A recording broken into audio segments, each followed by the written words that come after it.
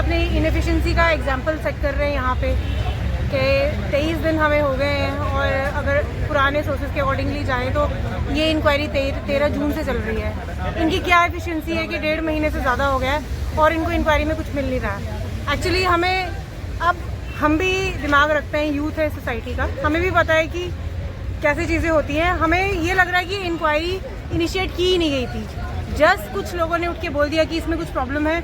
इन्होंने डायरेक्टली बिना कुछ सोचे समझे, बिना हमारा 2 साल का जो हमने 2.5 साल जो हमने इसमें हार्डवर्क दिया है, बिना उसको देखे हुए इसको सीधे स्क्रैप करने जा रहे थे। उनको हमसे कोई सिंपैथी नहीं है, यूथ के प्रति उनको कोई रिस्पॉन्सिबिलिटी नहीं है, वो सीधे इसको स्क्रैप करने जाते हैं। हाँ, जब हमने प्रोटेस्ट शुरू किया उसके 5 दिन के बाद जब इनको लगा कि अब ये यहाँ से नहीं हिलने वाले, जब कश्मीर में लाठीचार्ज हुआ उसके बाद थोड़ा सा शायद इन्होंने इस इशू को सीरियसली लिया कि हाँ हम अब इसमें इंक्वायरी करेंगे। लेकिन उसको भी 23 दिन हो गए हुए हैं, हमारे प्रोटेस्ट को भी। लेकिन अभी तक अगर इंक्वायरी कमेटी की रिपोर्ट नहीं आई है उसमें तो ऐसा कुछ है ही नहीं है और ये ज़बरदस्ती इसको ढूंढने की कोशिश कर रहे हैं। क्यों? अगर हो रही होती तो इंक्वायरी पहले होती है। ये रिजल्ट आने के बाद, डॉक्यूमेंट वेरिफिकेशन होने के बाद 4 महीने के बाद कौन सी इंक्वायरी? अगर इंक्वायरी हो रही है, ना ही किसी बच्चे को कोई कॉल आ रहा है, ना ही कोई इन्वेस्टिगेशन हो रही है, तो इंक्वायरी कर किसकी रही है? इंक्वायरी तो बच्चों की ही करनी है ना। बच्चे यहाँ बैठे हैं, आओ करो इंक्वायरी। बंद कमरों में कौन सी इंक्वायरियाँ चल रही है? हम उसी चीज़ का वेट करें कि इंक्वायरी हो, हमारी सिलेक्शन लिस्ट आए, क्योंकि हमें पता है इसमें कोई स्कैम नहीं है। अगर स्कैम होता तो अभी तक आ गया होता सामने। 4 महीने से इतना वेट नहीं करना पड़ता हमें। यही डिमांड करते हैं वाले तो यही बोल रहे हैं आपका हक है, लड़ो। अब क्या ही कर सकते हैं, क्योंकि 2 साल मेहनत करते हुए उन्होंने हमें देखा कि हमने कैसे मेहनत किया, और 2 साल दोबारा हम नहीं दे सकते ना, क्योंकि वो 2 साल कैसे वापस आएंगे? क्योंकि उस टाइम पे हमारी सिचुएशंस, हमारी कंडीशंस कुछ और थी। अब हम दोबारा 2 साल देकर दोबारा मेहनत करके एग्जाम देना पॉसिबल नहीं ना होता। तो घर वाले तो यही बोलते हैं आपका हक है, लड़ो।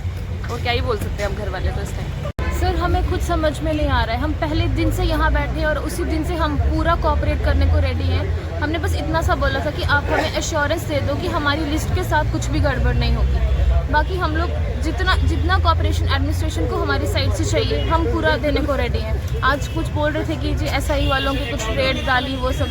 सर हम तो कह रहे हैं हमारे घर में भी रेड डालो, आप जिसको रेड डालनी है डालो। अगर हमने कुछ किया है तो हम लोगों को बाहर निकाल दो, आप हमें डिबार कर दो। आगे जो भी एग्जामिनेशन जितने भी होंगे किसी के लिए हमें एलिजिबल ही मत रखो, लेकिन आके हमसे पूछो तो सही। ये अपने घर में इंक्वायरी कर रहे हैं, पता नहीं क्या कर रहे हैं। इतने दिनों से हम बैठे हैं, एडमिनिस्ट्रेशन पता नहीं कहाँ है, किसी को फ़र्क ही नहीं पड़ रहा है। ये बोलते हैं बेटी बचाओ बेटी पढ़ाओ, ये वो सब बेटियाँ पढ़ी हैं, बची हैं, यहाँ बैठी हैं।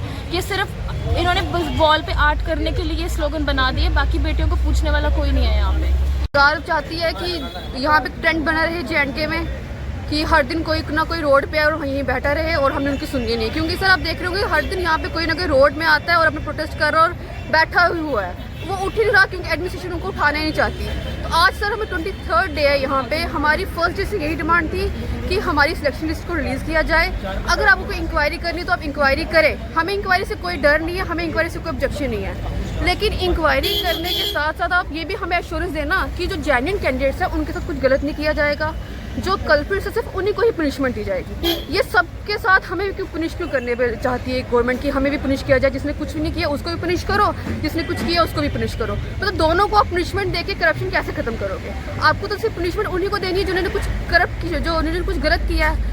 अगर CBI ने स्क्रैप, अगर हम ये गवर्नमेंट कहती है कि हमने आपका एग्जाम जो है इसको स्क्रैप करना है, तो स्क्रैप करने के बाद भी तो उन्होंने कल्प्रिट्स को बाहर निकालना है ना।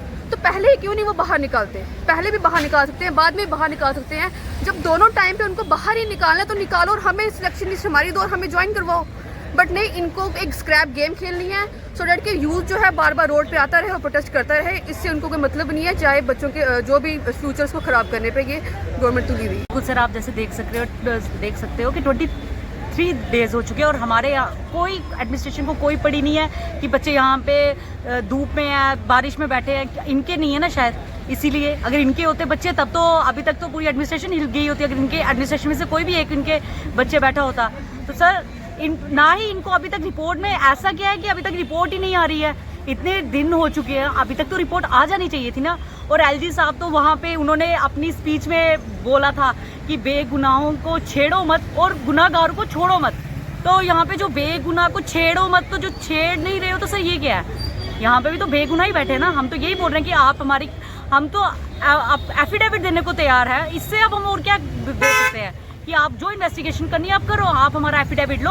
हम लोग बोलते हैं कि अगर हमें से कोई भी निकलता है आप हमें जेल में डाल दो, हमने थोड़ी ना मना किया है।